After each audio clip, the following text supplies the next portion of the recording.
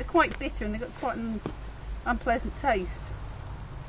Some people pickle them and make kind of like a sauce, like like capers. Yeah, I was thinking that that. kind With of, that, yeah. I'll pass on that one. I'll believe you that it is bitter. not particularly bitter. It's just it's not unpleasantly bitter. It's kind of like. Want to try? Oh, yeah, I've got a little bit of toothpaste in there, so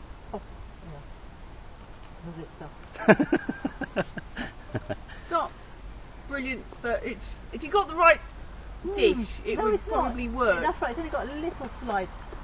Funny enough, a very, very slight. But you can peel them and pickle them, but it's quite fiddly eating. But okay, when they're not really unpleasant. Yeah, not strong. And they're quite high in oil and kind of calories and stuff. I was going to ask you about that. Yeah, to make it worthwhile. Another one that's quite high in oil is acorns. Oh yeah. Obviously, you can ID an acorn. You take the hats off. I call them hats, the fairy hat things. You take them off, boil them, peel them, crush them. Then you put them in a paper bag, not paper bags, or a cloth bag. You put them in the either in a stream. If you haven't got a stream, you use the cistern or your toilet for a week, and it flushes out all the tannins, and you make flour with it, which is high in protein and fat.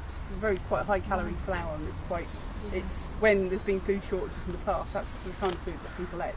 Right. So you take the hat off. You don't take the skin off. You boil it. You boil it and the skin comes off easily. It comes off. Yeah, and it comes. You just peel off the skin and then you bash it in a big plastic bowl. Yeah. There's plenty of things on the internet on how to. It's quite a long process, but it's worth it because you basically, when you've got a large enough oak tree, you can fill one of these baskets up within about half an hour. Yeah. As long as you've got a large enough saucepan to cook all the.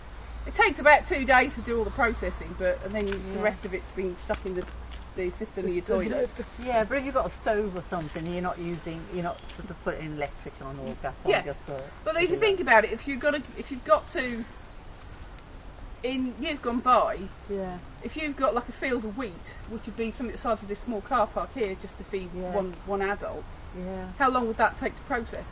Yeah, it'd be quite a while, wouldn't it? So processing flour was something you did for 1 week a year, but it kept you fed for the whole year. So it was something which was.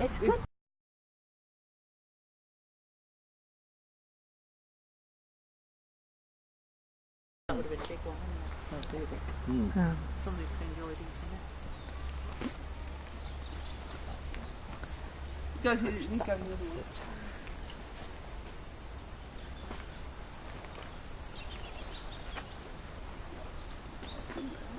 It's amazing, isn't it? It's right outside, like a working premises, and they don't. Wow. These actually form I won't have to bother with that one. Actually, it's alright. It's just being eaten by slugs. Slugs are actually part of how this particular mushroom reproduces. The slugs come up, gobble it, poop it out, and that germinates the spore on it. The larch bollets, they actually form a relationship with the larch trees, and they only grow under larch. So, and they'll keep coming back year after year. Basically, the bits we can see with the mushrooms on it is about 5 to 10% of the actual fungus. The other 90% is underground where we can't see it. Brilliant. So picking, found loads now, actually. Yeah, there's loads down there, yeah. When you get them, you'll get quite large numbers. And you can see what makes a bullet with the holes at the bottom. The sponginess. It's not like it doesn't have gills. Yeah.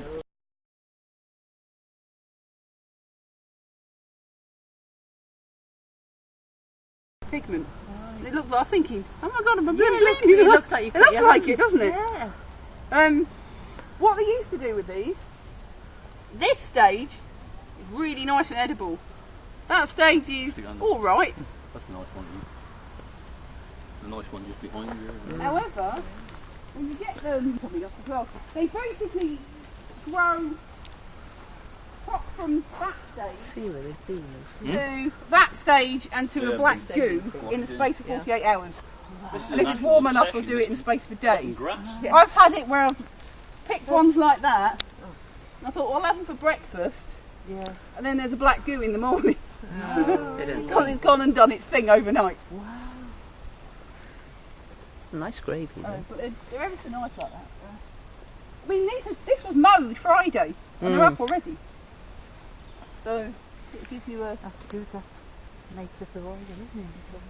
There isn't an awful lot you could confuse them with. No. There's a common ink cap, which is brown Yeah. and grows in quite a tight group. Does it taste like that?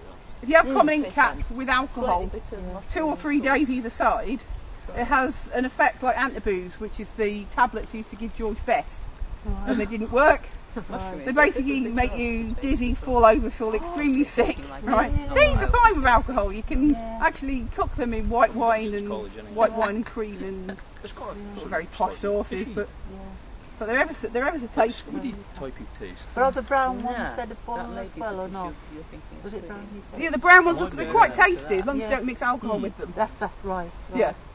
So they're the only ones. I can't see how you confuse them with anything else. No. Because they've got that very long shape. Yeah. And then you get. Watch those turn colour. And it looks amazing when you put it in a frying pan. It's like, and it literally will end up kind of the same colour as your jumper. Yeah. Quite. Again, it's got the pores, but they're not as regular as the. Very pretty. They are very pretty, and they're good eating. No, With the violin. Pores. Classically trained. Right. This is a. Well, you're living there now. You might as well eat it. Right. This is the brown birch boulette. I didn't know these aren't birch. This is a birch boulette. It's got it would have had quite distinct features on the stem. They slugs underneath, aren't they? Yeah. Yep. They both have pores. They're edible. Like beigey, sort of creamy coloured pores on it. There's one which is orange, which we got the other day, but it's got quite a.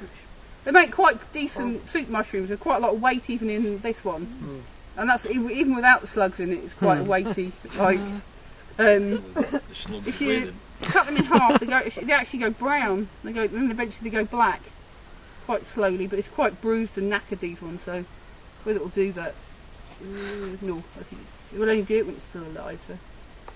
So. But it's got a millipede as well. So. I'll leave this one because everything. These think it's its home, so right, it is good eating, but this is a. If you find one, you tend to find some more though.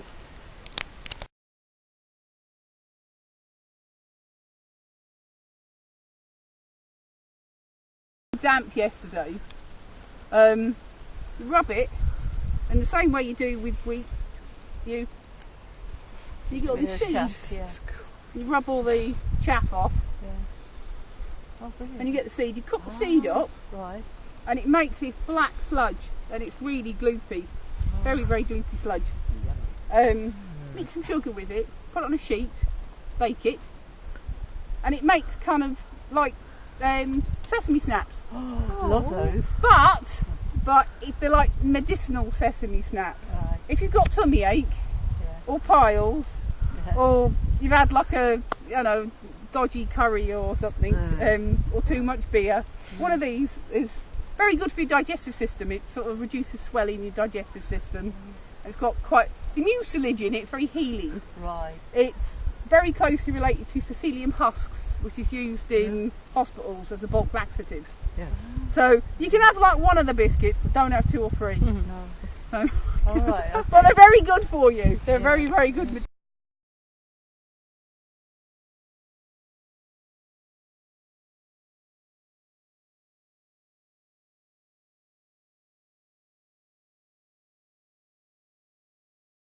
You get one anytime? Yep. Yes, so there's some memory of someone in pyjamas there. Yeah, it's just kind It of. must be something. If you've got flappy trousers, you should sit under the I table. was going to say it's either the I'm thinking- material, the style of it, or the. Yeah, he's a little bugger. He's not a light thing either. He's a Or big maybe flat the- ginger maybe thing. Pyjama type things are easy to attack people, whereas ordinary trousers you can't.